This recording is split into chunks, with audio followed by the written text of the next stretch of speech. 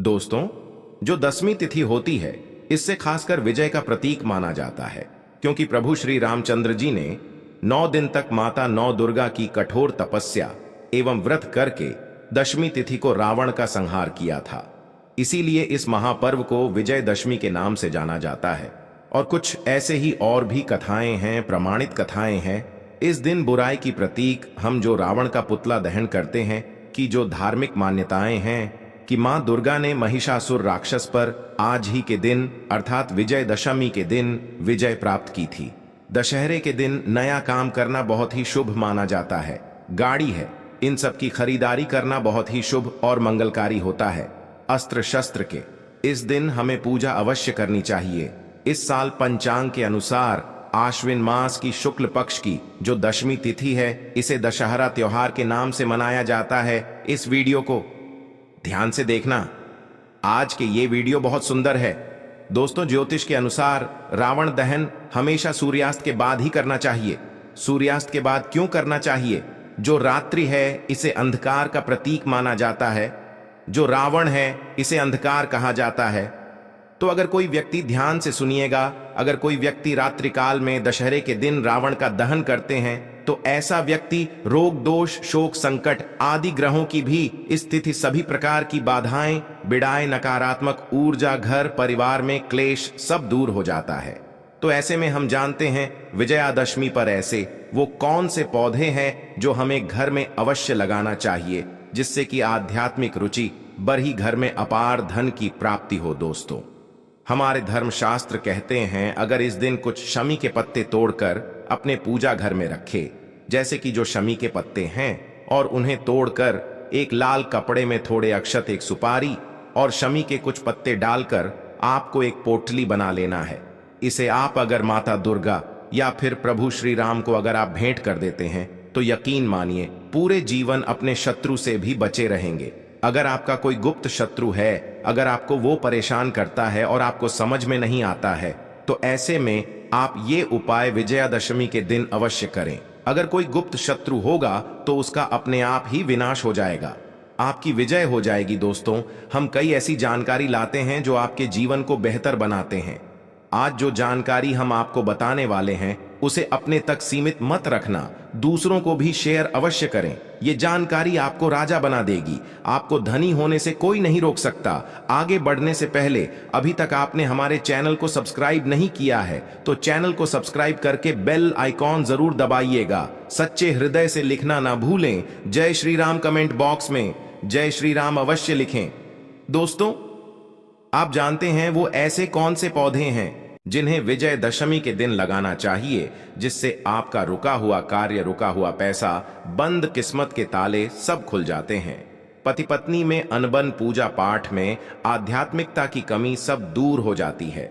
आप में से अक्सर लोग कहते हैं कि हम काफी मेहनत करते हैं परंतु सफलता कभी नहीं मिलती, हमारी प्रगति रुक जाती है और हम चाह कर भी एक सफल व्यक्ति नहीं बन पा रहे हैं।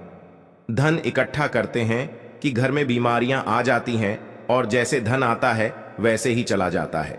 आमदनी अठन्नी और खर्चा रुपया जैसी स्थिति हो गई है। आता बहुत कम है लेकिन जाता बहुत ज्यादा है।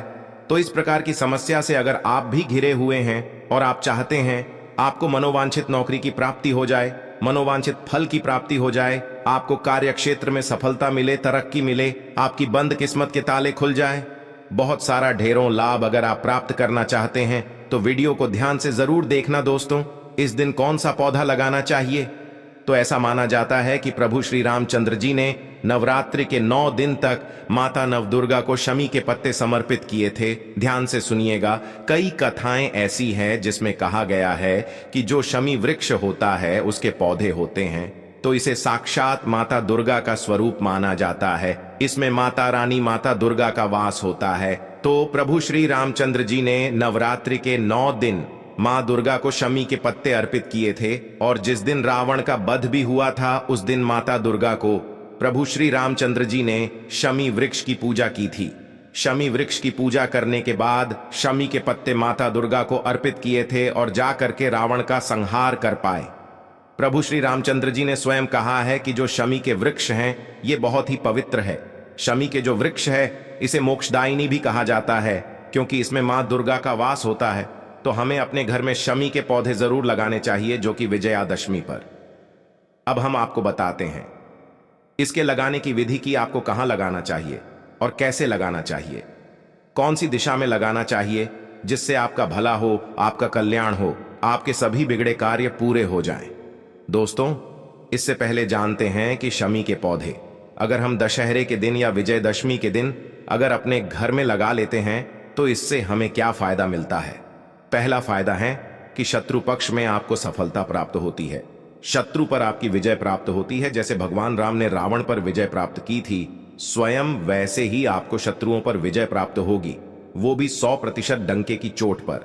दोस्तों, अक्सर ऐसा होता है कि कभी कभी जो अज्ञात शत्रु होते हैं, अक्सर हमारे घर में ही कई शत्रु ऐसे छुपे होते हैं जो हमें पता नहीं चलता, और अंदर ही अंदर जैसे कैंसर घातक होता है वैसे ही ये शत्रु वार करते हैं। अक्सर अज्ञात शत्रु, गुप्त शत्रु घर में ही पाए जाते हैं, लेकिन इनके बारे में हमें पता नहीं चलता।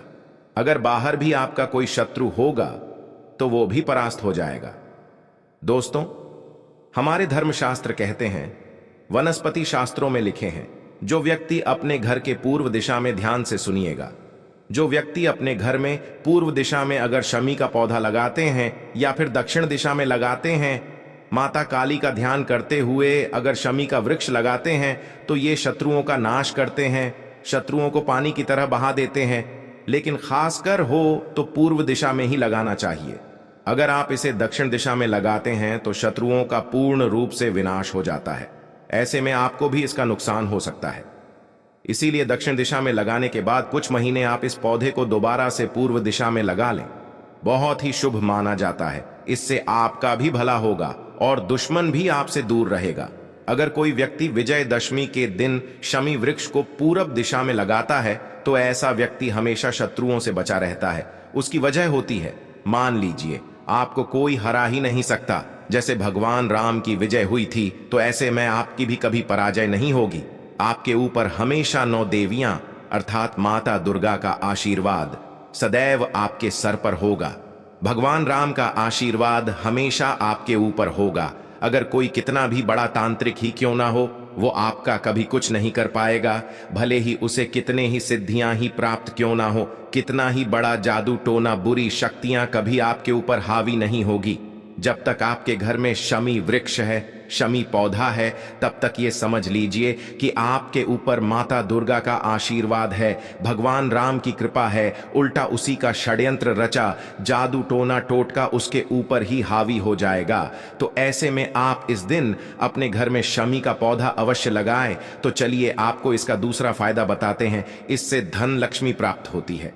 मैं आपको कई बार बोल चुका हूं कि जहां पर पवित्र वृक्ष रहते हैं, पवित्र पौधे होते हैं, तो वहां पर दिव्य शक्तियां का वास होता है, माता रानी का वास होता है, भगवान का वास होता है। खासकर माता लक्ष्मी दौड़ी दौड़ी चली आती हैं। पेड़ पौधों को मां लक्ष्मी का स्वरूप माना जाता है, धन लक्ष्मी का स्वरूप माना जाता है, जो धन की आभा को बढ़ाते हैं। जो व्यक्ति निर्धन हैं और चाहते हैं कि जल्द ही धनवान बन जाए, उनके जीवन में धन की कमी ना हो और माता लक्ष्मी और माता दुर्गा की कृपा प्राप्त करना चाहते हैं, महालक्ष्मी की कृपा प्राप्त करना चाहते हैं, अगर आप 33 कोटि देवी देवता की कृपा प्राप्त करना चाहते हैं, जिससे कि आपकी आध्यात्मिक उन्नति हो, तो शमी वृक्ष अवश्य लगाएं। इससे माता रानी बहुत प्रसन्न होती है और आपकी प्रगति, उन्नति, धन दौलत, रुतबा, पैसा, सोना चांदी, हीरा मोती सब कुछ प्राप्त होता है। दोस्तों, ऐसा कहा जाता है कि प्रतिदिन शाम के समय जो शमी वृक्ष है, इसके नीचे अगर आप घी का दीपक जलाते हैं या सरसों के तेल का दीपक जलाते हैं, आप अपने इच्छा के अनुसार जिस भी तेल का दीपक जलाते हैं, तो ऐसा माना जाता है कि उस घर में कभी भी कंगाली नहीं आ सकती। साक्षात वहां पर लक्ष्मी का वास हो जाता है। इस स्थान में लक्ष्मी का वास हो, उस स्थान में मां लक्ष्मी है, वो घर धन दौलत सुख संपत्ति से बढ़ जाता है। सोना चांदी उस घर में भर भर कर आता है, जो कि इसमें संदेह नहीं है। जो अपनी गरीबी मिटाने के लिए, दुख को दूर करने के लिए, परेशानी को समाप्त करने के लिए, जीवन में आगे बढ़ाने के लिए, माता लक्ष्मी की कृपा प्राप्त करने के लिए शमी का वृक्ष अपने घर में उत्तर में अवश्य लगाए। शमी वृक्ष को उत्तर दिशा में लगाने से धन में बरकत होती है।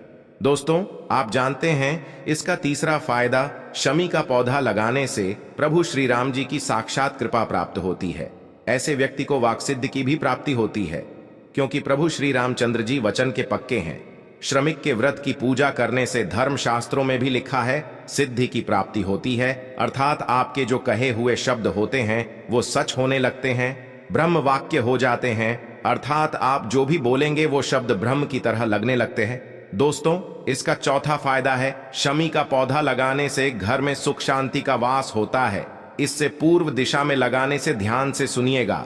जो व्यक्ति अपने घर में पूरब दिशा में शमी का पौधा लगाते हैं तो ऐसे व्यक्ति के घर में सुख शांति का वास होता है। अगर आप चाहते हैं आपके घर में सुख शांति का वास बना रहे, छोटे छोटे बच्चे स्वास्थ्य रूप से आपके आंगन में खेले, आप चाहते हैं किसी भी प्रकार का घर में झगड़ा ना हो, गृह क्लेश ना हो, तो ऐसे में आप अपने घर में शमी के पौधे पूरब दिशा में अवश्य लगाएं। आप चाहें तो इसे आप घर के बीचों बीच में भी लगा सकते हैं। ऐसा करने से आपके घर में लक्ष्मी का वास होगा, धन लक्ष्मी का वास होगा। दोनों हाथों से माँ आपके घर में धन की वर्षा करेंगी, माँ अन्नपूर्णा की कृपा प्राप्त होगी। मैं तो बोलूंगा कि शमी का पौधा हर मनुष्य को अपने घर में अवश्य लगाना चाहिए। शमी का पौधा बहुत छोटा होता है। शमी का पौधा गमले में लगाने से अच्छा माना जाता है। आप चाहें तो जमीन में भी लगा सकते हैं। पीपल और बरगद वृक्ष आप उसे घर में नहीं लगा सकते, लेकिन आप छोटे पौधे इनके अवश्य लगा सकते हैं, कोई दिक्कत नहीं होती। लेकिन शमी वृक्ष बहुत छोटा होता है, आप इसे गमले में जरूर लगाएं। शमी वृक्ष जितना बढ़ता है उतना ही घर में तेजी से धन की वर्षा होती है, आध्यात्मिक रुचि बढ़ती है, घर में ढेरों खुशियां आती है। माना जाता है कि शमी वृक्ष में जी भगवान शनिदेव का वास होता है, भगवान शनि की कृपा प्राप्त होती है। शमी वृक्ष की हरे पत्ते में हर कोने में 33 कोटि देवी देवताओं का वास होता है, तो आपको सभी तरह के भगवान की कृपा प्राप्त होती है। तो ऐसे में आप माता दुर्गा का ध्यान करते हुए, प्रभु श्री राम का ध्यान करते हुए आप इसे विजयदशमी के दिन अवश्य लगा ले। दोस्तों, हम आपको दिशा बता चुके हैं, उपाय क्या करना है बता चुके हैं, शत्रुओं को परास्त कैसे करना है, धन प्राप्ति के लिए क्या करना है। आप ये सभी तरह के कोई भी उपाय कर सकते हैं और आप अपने जीवन को बेहतर बना सकते हैं। आज वीडियो में इतना ही। जय श्री राम।